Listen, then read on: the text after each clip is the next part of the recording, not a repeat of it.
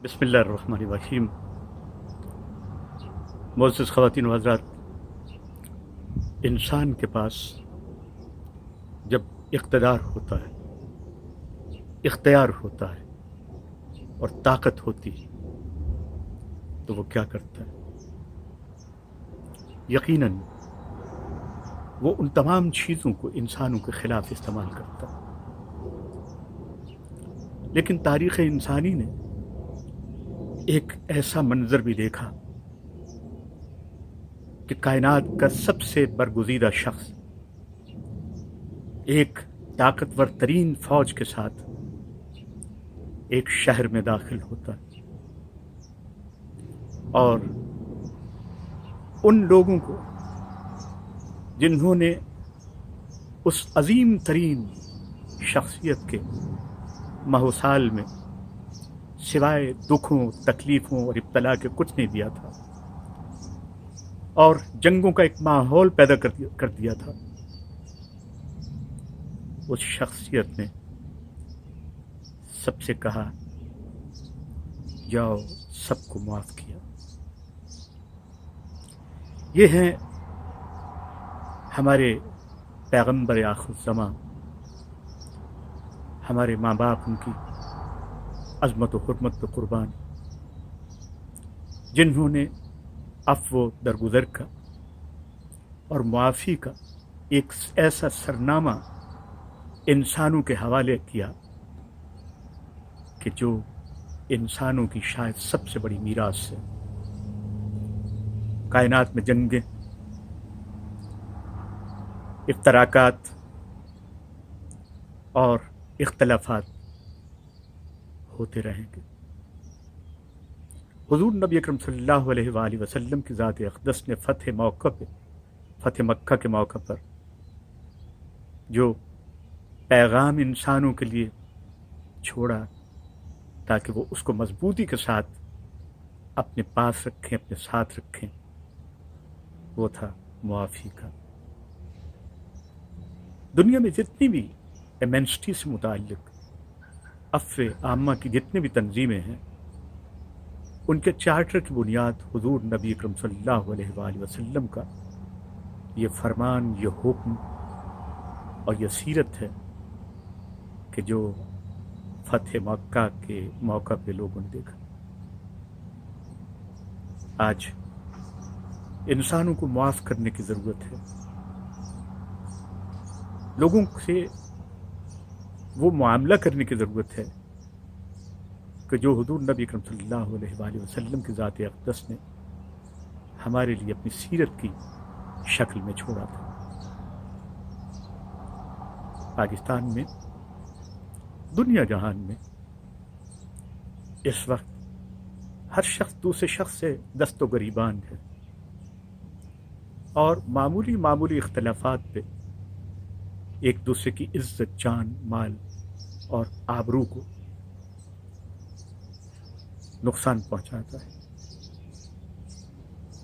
इस नुकसान को हम नफ़ा की शक्ल में कैसे बदल सकते हैं और पूरे इंसानों के लिए मोहब्बत, आफ़ियत और अमन को कैसे यकीनी बना सकते हैं कि हम फ़तह मक्का की उस रूह को समझें कि जो हुज़ूर नबी अकरम सल्लल्लाहु अलैहि वसल्लम के पैगाम में पोशीदा है। अबू सुफियान जैसा शख्स जो हर जंग में, हर ग़ज़वा में इस्लाम के ख़िलाफ़ परचम लेके निकलता था, हुज़ूर नबी अकरम सल्लल्लाहु अलैहि वसल्लम की ज़ात अक़दस को इतनी तकलीफ़ें और इतनी बहीमाना अंदाज से अज़ियतें दी कि अल्लाह के नबी के पास सब कुछ था, लेकिन कहा कि जाओ, मुआफ़ किया और उसके घर को भी अमान दी और ये भी कहा कि जो भी इसके पास जाएगा उसके लिए भी अमान है। आज हमें समझने और जानने की ज़रूरत है, बिलख़ुसूस पाकिस्तान में, कि हम अपने राइवल्स को माफ़ करें, उनको मौका दें और ये मौका बिला तफरीक दें, अपने ذاتی یا کسی طرح کے بھی خیال سے نکل کے ایک عام معافی نامہ جو ہے وہ انسانوں کے لیے داخل کیا جائے، تاکہ ہماری سوسائٹی اگر کہیں رکی ہوئی ہے تو معافی کے اس عمل سے چلنا شروع کر دے۔ معاف کرنے والا انسان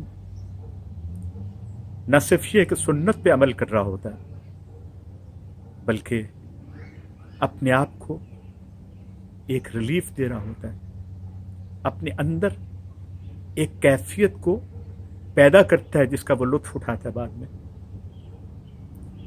اس وقت ضرورت ہے کہ پاکستان میں انفرادی سطح پہ، معاشرتی سطح پہ، قومی سطح پہ، سیاسی سطح پہ، مذہبی سطح پہ، تہذیبی سطح پہ ایک ایمنسٹی ہو، عفو عامہ کا اعلان ہو۔ وہاں تو تمام مسلمان ہیں، صرف بہت چھوٹی تعداد میں اقلیتیں ہیں اور ان کا حق تو بہت فائق ہے۔ اور فتح مکہ کے موقع پہ جہاں دشمنوں کو معاف کیا، وہاں ان لوگوں کے ساتھ حسن سلوک کا ایک پیغام دیا کہ جو اقلیتوں سے متعلق تھا، کہ آپ کے لیے امان ہے، محبت ہے اس سلطنت میں جو خدا کی قائم کردہ سلطنت ہے، اور اللہ کے حبیب نے اس کی بنیاد رکھ دی۔ اس بنیاد کو مضبوط کرنے میں اقلیتوں کا، اکثریت کا، تمام تر طبقات کا یکساں حصہ ہے۔ آئیے اس بات کو سمجھنے کی کوشش کریں اور فتح مکہ کے حقیقی پیغام کو لوگوں تک پہنچائیں۔ یہ آپ نے میرے پس منظر میں یہ جو ایک میوزک سن لیا ہے، یہ در حقیقت اس بات کی تائید ہے کہ خوشی کا دن ہے، محبت کا دن ہے، اور اس پیغام کو محبت کے ساتھ سنا جائے، سمجھا جائے۔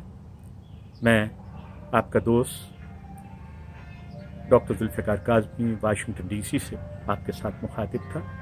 فتح مکہ مبارک، اور آپ کو رمضان کریم کی مبارک۔ اپنے گرد و پیش میں دیکھیے صورتحال کیا ہے، کیسے مدد کر سکتے ہیں لوگوں کی، انسانوں کی مدد کیسے کر سکتے ہیں۔ یہ آج کے دن کا شاید بہترین پیغام ہو سکتا ہے۔ خدا حافظ ناصر۔